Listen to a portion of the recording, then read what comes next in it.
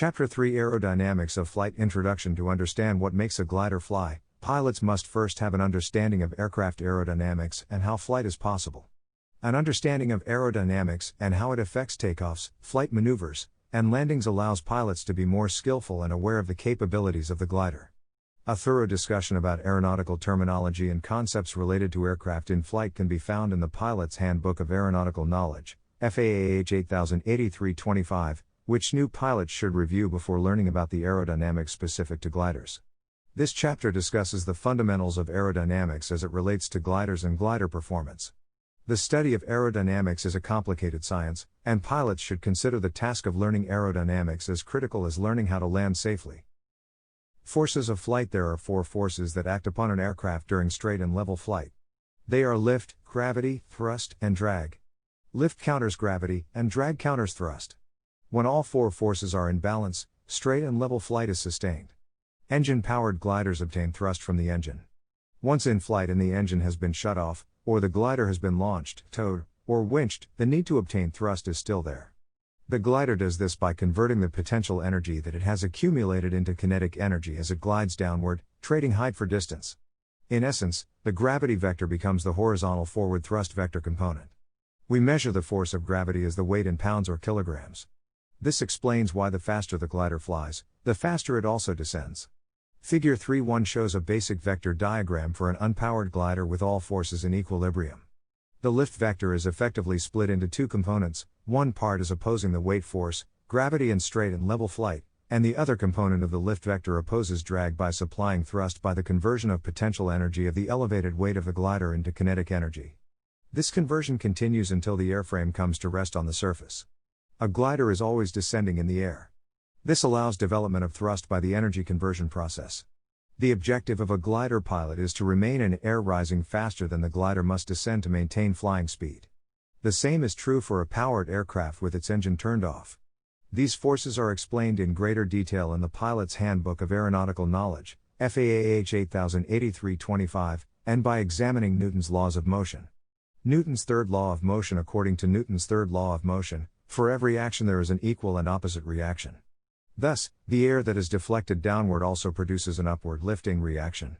The wing's construction is designed to take advantage of certain physical laws that generate two actions from the air mass.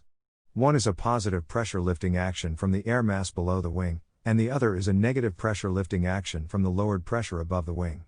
As the air stream strikes the relatively flat lower surface of the wing when inclined at a small angle to its direction of motion, the air is forced to rebound downward, causing an upward reaction in positive lift. At the same time, air stream striking the upper curve section of the leading edge of the wing is deflected upward, over the top of the wing. The increase in airspeed on the top of the wing produces a sharp drop in pressure. Associated with the lowered pressure is downwash, a downward-backward flow. In other words, a wing shaped to cause an action on the air, and forcing it downward, provides an equal reaction from the air, forcing the wing upward. If a wing is constructed in such form that it causes a lift force greater than the weight of the glider flies. If all the required lift were obtained from the deflection of air by the lower surface of the wing, a glider would need only a flat wing like a kite. This, of course, is not the case at all. The balance of the lift needed to support the glider comes from the flow of air above the wing. Herein lies the key to flight. Lift is the result of the airflow above and over the wing lowering the air pressure above the wing, which pull the wing upwards, and the downwash from below the wing pushing the wing upward. This fact must be thoroughly understood to continue in the study of flight. Lift opposes the downward force of weight gravity, and is produced by the dynamic effects of the surrounding airstream acting on the wing. Lift acts perpendicular to the flight path through the wing's center of lift. There is a mathematical relationship between lift, angle of attack, AOA airspeed, altitude, and the size of the wing. In the lift equation, these factors correspond to the coefficient of lift, velocity, air density, and wing surface area. These relationships are expressed in Figure 3.2. For a complete explanation of the lift formula and terms, refer to the Pilot's Handbook of Aeronautical Knowledge. This shows that for lift to increase, one or more of the factors on the other side of the equation must increase. Lift is proportional to the square of the velocity, or airspeed, therefore, doubling airspeed quadruples the amount of lift if everything else remains the same. Likewise, if other factors remain the same while the coefficient or lift increases, lift also increases. The coefficient of lift goes up as the OA is increased. As air density increases, lift increases. However, Glider pilots are usually more concerned with how lift is diminished by reductions in air density on a hot day, or as they climb higher. The effects of drag on a glider: the force that resists the movement of the glider through the air is called drag. Two different types of drag combine to form total drag, parasite and induced. The various types of drag are explained in greater detail in the Pilot's Handbook of Aeronautical Knowledge, FAA-H-8083-13A. Parasite drag is the resistance offered by the air to anything moving through it. The aircraft surface deflects or interferes with the smooth airflow around the glider. The wing of the sailplane alone has very low parasite drag, but when the total drag of the glider is added to it, the amount of drag becomes significant. This is apparent particularly at high speed, since parasite drag increases with the square of speed. Simply put, if the speed of the glider is doubled, parasite drag increases 4 times. Figure 3.3, parasite drag is divided into 3 types: form drag, skin friction, and interference drag. Form drag results from the turbulent wake caused by the separation of airflow from the surface of a structure.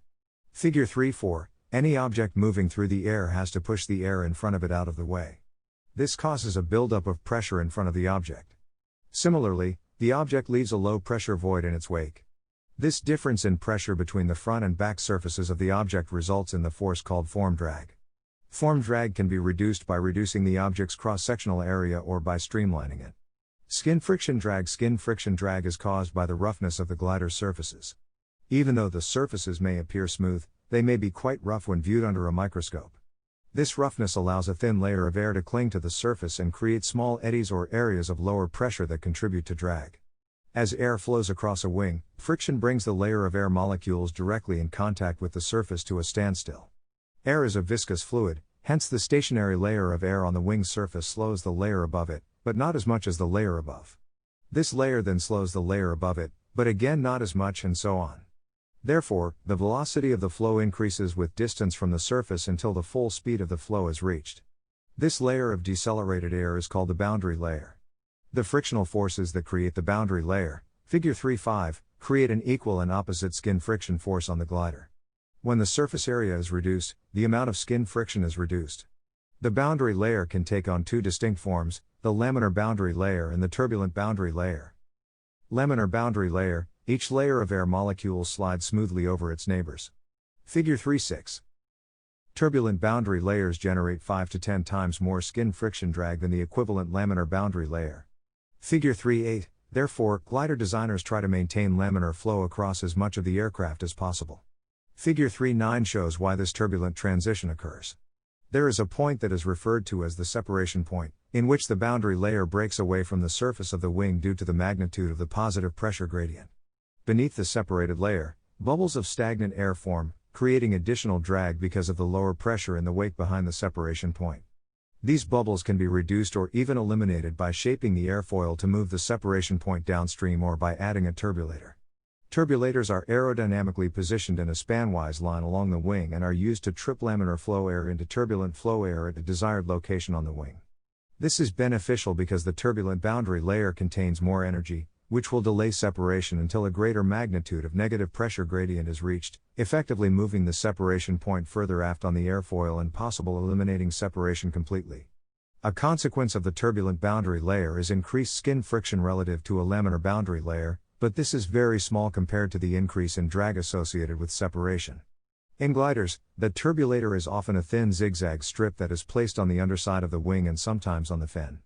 Figure 3.10, for a glider with low Reynolds numbers, i.e., where minimizing turbulence and drag is a major concern, the small increase in drag from the turbulator at higher speeds is minor compared with the larger improvements at best glide speed, at which the glider can fly the farthest for a given height. The boundary layer can also be tripped into a turbulent flow at any point by discontinuities on the wing surface. It is important to keep wings clean and avoid rain and icing to prevent premature transition, and the increase in drag that it causes. As the boundary layer is only 1.0 mm thick at the leading edge, objects, such as rivets, splattered insects, raindrops, ice crystals, and dust, are all large enough to cause localized turbulent transition to occur. Figure 3.11, interference drag. Interference drag occurs when varied currents of air over a glider meet and interact.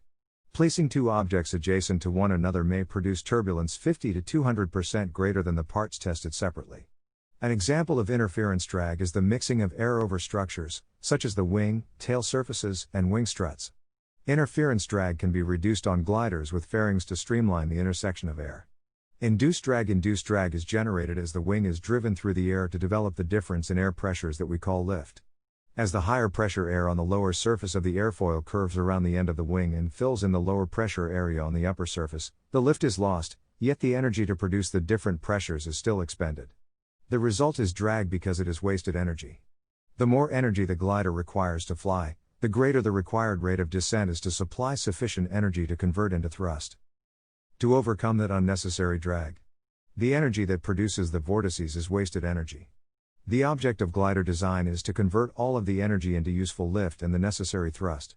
Any wasted energy translates into poorer performance. Figure 3.12, glider designers attempt to reduce drag by increasing the aspect ratio of the glider. The greater the aspect ratio of the wing is, the lower the induced drag is. Wingtip devices, or winglets, are also used to improve the efficiency of the glider. There are several types of wingtip devices and, though they function in different manners, the intended effect is always to reduce the aircraft's drag by altering the airflow near the wingtips. Such devices increase the effective aspect ratio of a wing, without materially increasing the wingspan. Total drag on a glider is the sum of parasite and induced drag. The total drag curve represents these combined forces and is plotted against airspeed. Figure 3.13, L/Dmax is the point at which the lift-to-drag ratio is greatest. At this speed, the total lift capacity of the glider, when compared to the total drag of the glider, is most favorable. In calm air, this is the airspeed used to obtain maximum glide distance. Wing planform. The shape, or planform, of the wings also has an effect on the amount of lift and drag produced. The four most common wing planforms used on gliders are elliptical, rectangular, tapered, and swept forward. Figure 3.14, elliptical wing. An elliptical wing is a wing planform shape that minimizes induced drag. Elliptical taper shortens the chord near the wingtips in such a way that all parts of the wing experience equivalent downwash, and lift at the wingtips is essentially 0, improving aerodynamic efficiency. This wing design is difficult and costly to manufacture because of the compound curves in its design. The elliptical wing is more efficient in terms of LD, but the wing's uniform lift distribution causes the entire span of the wing to stall simultaneously, potentially causing loss of control with little warning. Rectangular wing. The rectangular wing is similar in efficiency to the elliptical wing, but is much easier to build. Rectangular wings have very gentle stall characteristics with a warning buffet prior to stall, and are easier to manufacture than elliptical wings. One drawback to this wing design is that rectangular wings create more induced drag than an elliptical wing of comparable size. Tapered wing. The tapered wing is the planform found most frequently on gliders. Assuming equal wing area, the tapered wing produces less drag than the rectangular wing, because there is less area at the tip of the tapered wing. If speed is the primary consideration, a tapered wing is more desirable than a rectangular wing, but a tapered wing with no twist, also called washout, has undesirable stall characteristics. Swept forward wing. A swept forward planform is a wing configuration in which the quarter chord line of the wing has a forward sweep. Swept forward wings are used to allow the lifting area of the wing to move forward, while keeping the mounting point aft of the cockpit. This wing configuration is used on some tandem two-seat gliders to allow for a small change in center of gravity (CG), with the rear seat occupied, or while flying solo. This type of planform design gives the glider increased maneuverability due to airflow from wing tip to wing root, preventing a stall of the wing tips and ailerons at high angles of attack. Instead, the stall occurs in the region of the wing root. Washout. Washout is built into wings by putting a slight twist between the wing root and wing tip. When washout is designed into the wing displays very good stall characteristics. Moving outward along the span of the wing, the trailing edge moves up in reference to the leading edge. This twist causes the wing root to have a greater OA than the tip, and as a result, stall first. This provides ample warning of the impending stall and, at the same time, allows continued aileron control. Glide ratio. Glide ratio is the number of feet a glider travels horizontally in still air for every foot of altitude lost. If a glider has a 50:1 glide ratio, then it travels 50 feet for every foot of altitude lost. Glide ratio equals lift, 1 drag. This explains why minimizing drag is so critically important. Because drag varies with airspeed, the glide ratio must also vary with airspeed. A glide polar shown in Figure 3.15 is a graph, normally provided in a glider's flight manual, that details the glider's still air sink rate at airspeeds within its flight envelope. The glide ratio at a particular airspeed can be estimated from the glide polar using glide ratio equals 1 airspeed airspeed and sink rate must both be in the same units. The example in figure 3.14 uses knots. The minimum sink speed is the airspeed at which the glider loses altitude at the lowest rate. It can be determined from the polar by locating the point on the graph with the lowest sink rate and reading off the corresponding airspeed. Figure 3.16, the best glide speed is the airspeed at which, in still air, the glider achieves its best glide ratio. It is also known as the best lift/drag, LD speed. This can be determined from the polar by drawing a line from the origin that is tangential to the curve, for example, just touching. Figure 3.17, the point of contact is the best glide speed. The glide ratio at this speed can be calculated as previously described. In still air, the glider should be flown at this speed to get from A to B with minimum height loss. Increasing the mass of a glider by adding water ballast, for example, shifts the glide polar down and to the right. Figure 3.18, the minimum sink rate is therefore increased, so as expected, the extra weight makes it harder to climb in thermals. However, the best glide ratio remains approximately the same, but now occurs at a higher airspeed. Therefore, if the thermals are strong enough to compensate for the poor climb performance, then water ballast allows a faster interthermal cruise. This results in greater distances being traveled per time interval. Aspect ratio. The aspect ratio is another factor that affects the lift and drag created by a wing. Aspect ratio is determined by dividing the wingspan, from wingtip to wingtip, by the average wing chord. Glider wings have a high aspect ratio, as shown in figure 3.19. High aspect ratio wings produce a comparably high amount of lift at low angles of attack with less induced drag. Weight is the third force that acts on a glider in flight. Weight opposes lift and acts vertically through the CG of the glider. Gravitational pull provides the force necessary to move a glider through the air since a portion of the weight vector of a glider is directed forward. Thrust is the forward force that propels a self-launching glider through the air.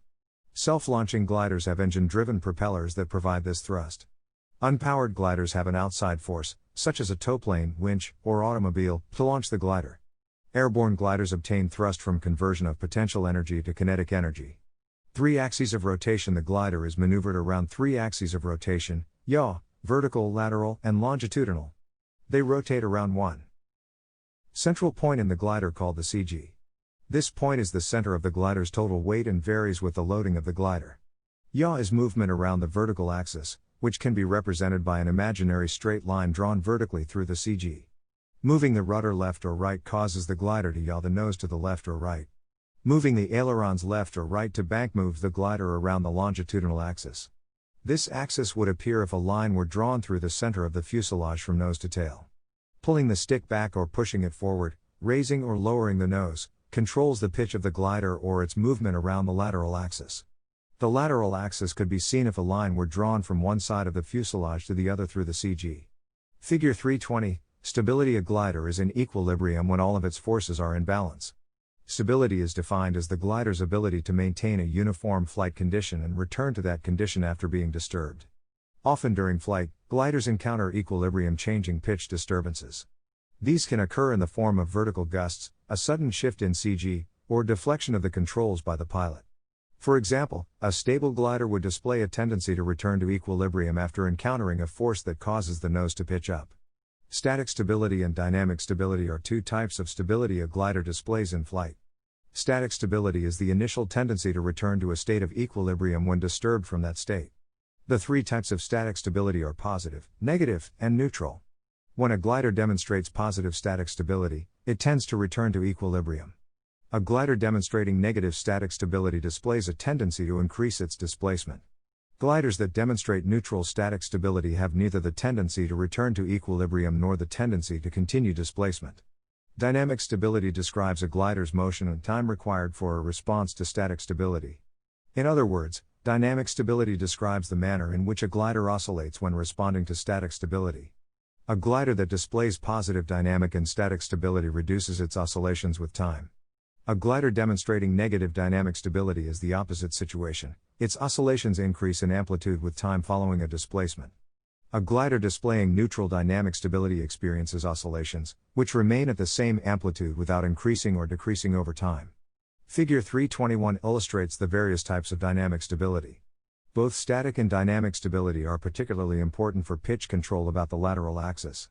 Measurement of stability about this axis is known as longitudinal stability. Gliders are designed to be slightly nose-heavy in order to improve their longitudinal stability. This causes the glider to tend to nose down during normal flight. The horizontal stabilizer on the tail is mounted at a slightly negative OA to offset this tendency. When a dynamically stable glider oscillates, the amplitude of the oscillation should reduce through each cycle and eventually settle down to a speed at which the downward force on the tail exactly offsets the tendency to dive. Figure 322, adjusting the trim assists in maintaining a desired pitch attitude. A glider with positive static and dynamic longitudinal stability tends to return to the trimmed pitch attitude when the force that displaced it is removed. If a glider displays negative stability, oscillations increase over time. If uncorrected, negative stability can induce loads exceeding the design limitations of the glider. Another factor that is critical to the longitudinal stability of a glider is its loading in relation to the CG. The CG of the glider is the point at which the total force of gravity is considered to act. When the glider is improperly loaded so it exceeds the aft CG limit, it loses longitudinal stability. As airspeed decreases, the nose of a glider rises. To recover, control inputs must be applied to force the nose down to return to a level flight attitude.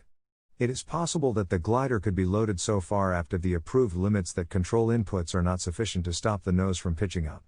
If this were the case, the glider could enter a spin from which recovery would be impossible. Loading a glider with the CG too far forward is also hazardous. In extreme cases, the glider may not have enough pitch control to hold the nose up during an approach to a landing. For these reasons, it is important to ensure that the glider is within weight and balance limits prior to each flight.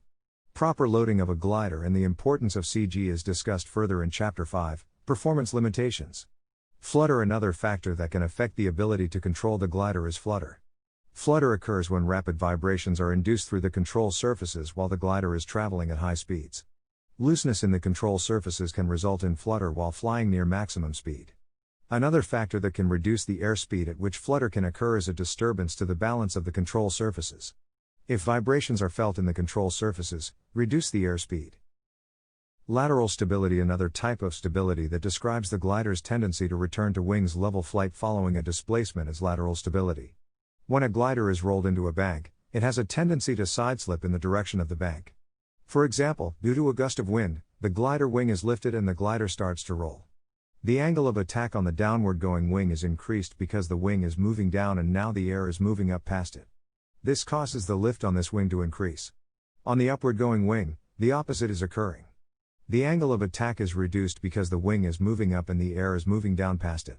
Lift on this wing is therefore reduced. This does produce a countertorque that damps out the rolling motion, but does not roll the glider back to wings level as the effect stops when the glider stops. Figure 323, to obtain lateral stability, dihedral is designed into the wings. Dihedral is the upward angle of the wings from a horizontal, front/rear view, axis of the plane. As a glider flies along and encounters turbulence, the dihedral provides positive lateral stability by providing more lift for the lower wing and reducing the lift on the raised wing. As one wing lowers, it becomes closer to perpendicular to the surface and level. Because it is closer to level and perpendicular to the weight force, the lift produced directly opposes the force of weight. This must be instantly compared to the higher and now more canted wing reference to the force of weight. The higher wing's lift relative to the force of weight is now less because of the vector angle. This imbalance of lift causes the lower wing to rise as the higher descends until lift equalizes, resulting in level flight. Figure 324, turning flight. Before a glider turns, it must first overcome inertia, or its tendency to continue in a straight line. A pilot creates the necessary turning force by using the ailerons to bank the glider so that the direction of total lift is inclined. This divides the force of lift into two components. One component acts vertically to oppose weight, while the other acts horizontally to oppose centrifugal force. The latter is the horizontal component of lift. Figure 325, to maintain attitude with the horizon during a turn, glider pilots need to increase back pressure on the control stick. The horizontal component of lift creates a force directed inward toward the center of rotation, which is known as centripetal force. Figure 326, this center-seeking force causes the glider to turn. Since centripetal force works against the tendency of the aircraft to continue in a straight line, inertia tends to oppose centripetal force toward the outside of the turn. This opposing force is known as centrifugal force. In reality, centrifugal force is not a true aerodynamic force, it is an apparent force that results from the effect of inertia during the turn. Load factors. The preceding sections only briefly considered some of the practical points of the principles of turning flight. However, with the responsibilities of the pilot and the safety of passengers, the competent pilot must have a well-founded concept of the forces that act on the glider during turning flight and the advantageous use of these forces, as well as the operating limitations of the particular glider. Any force applied to a glider to deflect its flight from a straight line produces a stress on its structure. The amount of this force is called load factor. A load factor is the ratio of the total air load acting on the glider to the gross weight of the glider.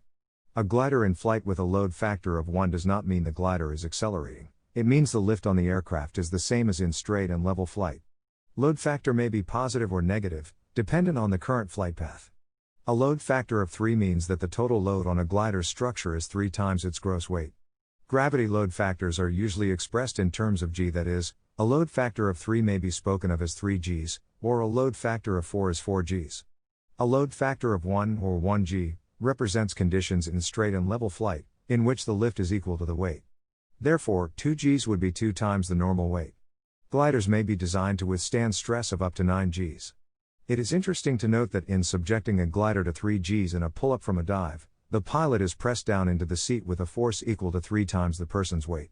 Thus, an idea of the magnitude of the load factor obtained in any maneuver can be determined by considering the degree to which the pilot is pressed down into the seat.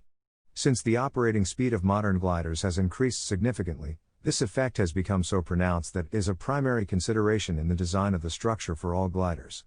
If attempting to improve turn performance by increasing angle of bank while maintaining airspeed, pay close attention to glider limitations due to the effects of increasing the load factor.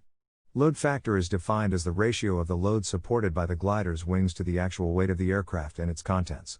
A glider in stabilized, wings level flight has a load factor of 1. Load factor increases rapidly as the angle of bank increases due to increased wing loading. Figure 327. With the structural design of gliders planned to withstand only a certain amount of overload, knowledge of load factors has become essential for all pilots. Load factors are important to the pilot for 2 distinct reasons. 1. It is possible for a pilot to impose an obviously dangerous overload on the glider structures. 2. Increased load factor increases the stalling speed, making stalls possible at seemingly safe flight speeds due to increased wing loading. In a turn at constant speed, the OA must be increased to furnish the extra lift necessary to overcome the centrifugal force and inertia opposing the turn. As the bank angle increases, OA must also increase to provide the required lift. The result of increasing the OA is a stall when the critical OA is exceeded in a turn. Figure 328, rate of turn refers to the amount of time it takes for a glider to turn a specified number of degrees. If flown at the same airspeed and angle of bank, every glider turns at the same rate. If airspeed increases and the angle of bank remains the same, the rate of turn decreases. Conversely, a constant airspeed coupled with an angle of bank increase results in a higher rate of turn. Radius of turn, the amount of horizontal distance an aircraft uses to complete a turn, is referred to as the radius of turn. The radius of turn at any given bank angle varies directly with the square of the airspeed. Therefore, if the airspeed of the glider were doubled, the radius of the turn would be 4 times greater. Although the radius of turn is also dependent on a glider's airspeed and angle of bank, the relationship is the opposite of rate of turn. As the glider's airspeed is increased with the angle of bank held constant, the radius of turn increases. On the other hand, if the angle of bank increases and the airspeed remains the same, the radius of turn is decreased. Figure 329, when flying in thermals, the radius of turn is an important factor as it helps to gain the maximum altitude. A smaller turn radius enables a glider to fly closer to the fastest rising core of the thermal and gain altitude more quickly. Turn coordination. It is important that rudder and aileron inputs are coordinated during a turn so maximum glider performance can be maintained. If too little rudder is applied, or if rudder is applied too late, the result is a slip. Too much rudder, or rudder applied before aileron, results in a skid. Both skids and slips swing the fuselage of the glider into the relative wind, creating additional parasite drag, which reduces lift and airspeed. Although this increased drag caused by a slip can be useful during approach to landing to steepen the approach path and counteract a crosswind, it decreases glider performance during other phases of flight. When rolling into a turn, the aileron on the inside of the turn is raised and the aileron on the outside of the turn is lowered. The lowered aileron on the outside wing increases lift by increasing wing camber and produces more lift for that wing.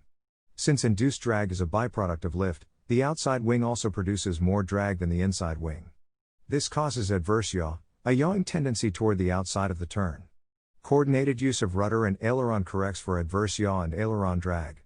Adverse yaw in gliders can be more pronounced due to the much longer wings as compared to an airplane of equal weight. The longer wings constitute longer lever arms for the adverse yaw forces to act on the glider.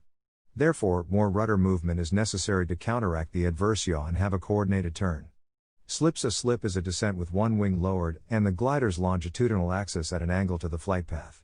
It may be used for one or both of two purposes: to steepen the approach path without increasing the airspeed, as would be the case if a dive were used, or used to make the glider move sideways through the air to counteract the drift that results from a crosswind. Formerly, slips were used as a normal means of controlling landing descents to short or obstructed fields, but they are now primarily used in the performance of crosswind and short field landings. With the installation of wing flaps and effective spoilers on modern gliders, the use of slips to steepen or control the angle of descent is no longer the only procedure available.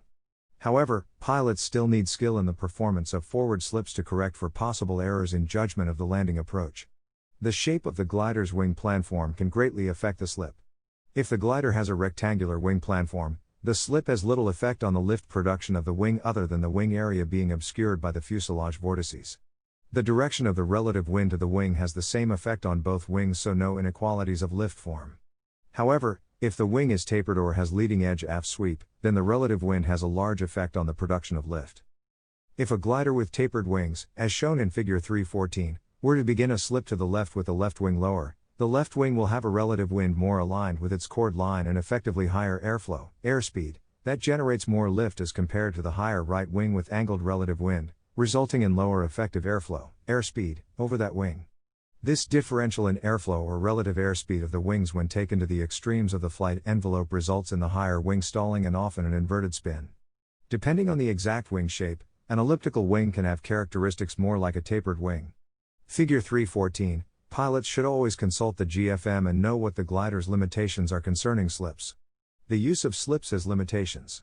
Some pilots may try to lose altitude by violent slipping, rather than by smoothly maneuvering, exercising good judgment, and using only a slight or moderate slip. In short field landings, this erratic practice invariably leads to trouble since enough excess speed may prevent touching down anywhere near the proper point, and very often results in overshooting the entire field. If a slip is used during the last portion of a final approach, the longitudinal axis of the glider must be aligned with the runway just prior to touchdown so that the glider touches down headed in the direction in which it is moving over the runway. This requires timely action to modify the slip and align the glider's longitudinal axis with its direction of travel over the ground at the instant of touchdown. Failure to accomplish this imposes severe side loads on the landing gear and imparts violent ground looping tendencies. Discontinuing the slip is accomplished by leveling the wings and simultaneously releasing the rudder pressure, while readjusting the pitch attitude to the normal glide attitude. If the pressure on the rudder is released abruptly, the nose swings too quickly into line and the glider tends to acquire excess speed. Because of the location of the pitot tube and static vents, airspeed indicators in some gliders may have considerable error when the glider is in a slip. The pilot must be aware of this possibility and recognize a properly performed slip by the attitude of the glider, the sound of the airflow, and the feel of the flight controls. Forward slip. The forward slip is a slip in which the glider's direction of motion is the same as before the slip was begun. Figure 3.30, the primary purpose of a forward slip is to dissipate altitude without increasing the glider's speed, particularly in gliders not equipped with flaps, or if the spoilers are inoperative. There are many circumstances requiring the use of forward slips, such as a landing approach over obstacles and short field landings, in which it is always wise to allow an extra margin of altitude for safety in the original estimate of the approach. In the latter case, if the inaccuracy of the approach is confirmed by excess altitude when nearing the boundary of the selected field, slipping can dissipate the excess altitude. If there is any crosswind, the slip is much more effective if made toward the wind. Assuming the glider is originally in straight flight, the wing on the side toward which the slip is to be made should be lowered by use of the ailerons. Simultaneously, the airplane's nose must be yawed in the opposite direction by applying opposite rudder so that the glider's longitudinal axis is at an angle to its original flight path. The degree to which the nose is yawed in the opposite direction from the banks should be such that the original ground track is maintained. The nose should also be raised as necessary to prevent the airspeed from increasing. Note: forward slips with wing flaps extended should not be done in gliders wherein the manufacturer's operating instructions prohibit such operation. Side slip. A side slip, as distinguished from a forward slip, is one during which the glider's longitudinal axis remains parallel to the original flight path, but in which the flight path changes direction according to the steepness of the bank. To perform a side slip, the upwind wing is lowered, and simultaneously the opposite rudder is applied to maintain the landing area alignment. The side slip is important in counteracting wind drift during crosswind landings and is discussed in a later chapter. The dihedral angle of the wings works to add lateral stability to the airframe and ease the pilot's tasking to correct for upsets. As the glider flies along, turbulence may upset the balance and raise one wing and roll the glider about the longitudinal axis. As the wing rises, the vertical lift vector decreases while the horizontal component of the wing's lifting force increases. As the other wing descends, the lifting force vertical component increases while the horizontal component decreases. This imbalance is designed so the airframe returns to level without pilot input. Depending on the airflows, the yaw on the wings may or may not be a factor. If the air on one wing is descending, sink, and the air on the other wing is ascending, lift, both wings will have different relative winds, thus different OAs and develop lift. Stalls. It is important to remember that a stall can occur at any airspeed and at any flight attitude. A stall occurs when the critical OA is exceeded. Figure 331, during a stall, the wings still support some of the aircraft's weight. If the wings did not, it would accelerate according to Newton's second law. The stall speed of a glider can be affected by many factors, including weight, load factor due to maneuvering, and environmental conditions. As the weight of the glider increases, a higher OA is required to maintain flight at the same airspeed since more lift is required to support the increase in weight. This is why a heavily loaded glider stalls at a higher airspeed than when lightly loaded. The manner in which this weight is distributed also affects stall speed.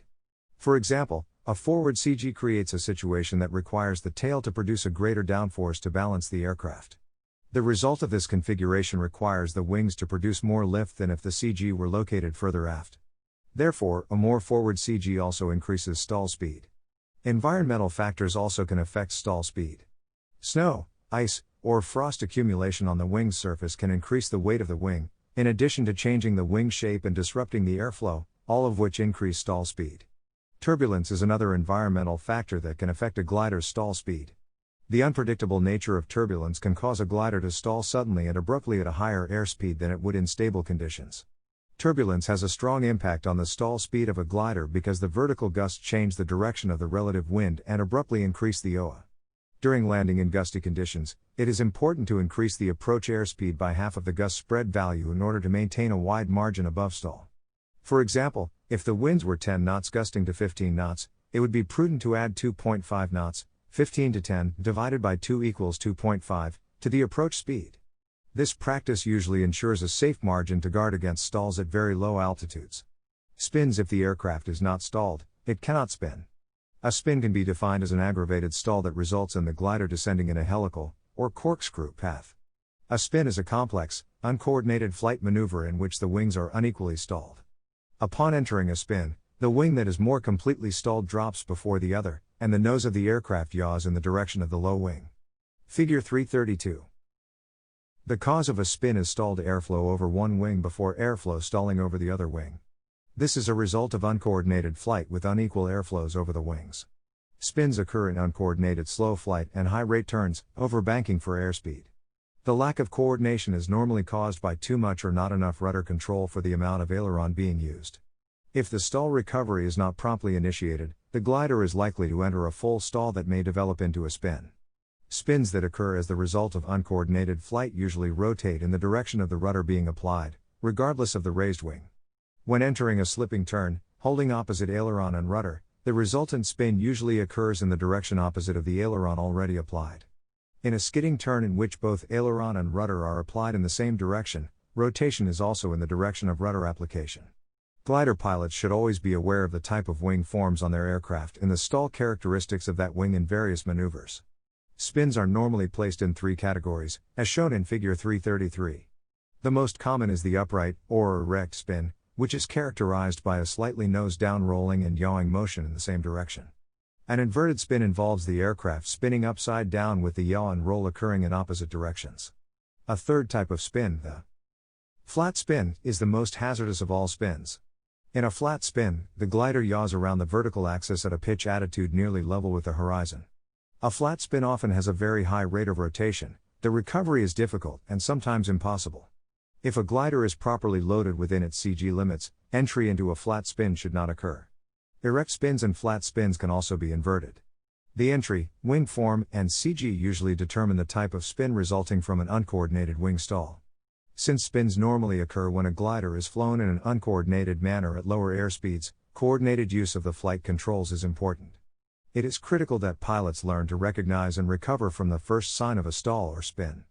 Entering a spin near the ground, especially during the landing pattern, is usually fatal. Figure 333, a pilot must learn to recognize the warning signs, especially during the approach and landing phase in a crosswind. A crosswind resulting in a tailwind on the base leg may lead the pilot to tighten the turn using rudder, or too steep a turn for the airspeed. An uncoordinated turn could lead to the upper wing exceeding its critical OA before the lower wing, which could result in a very high rate of roll towards the upper wing as the upper wing stalls. If an excessive steep turn is attempted, the glider may roll towards the inside wing or the outside wing depending on the exact trim state at the instant of the stall. Situational awareness of position to final approach should be part of a before landing routine. Ground effect. Ground effect is a reduction in induced drag for the same amount of lift produced.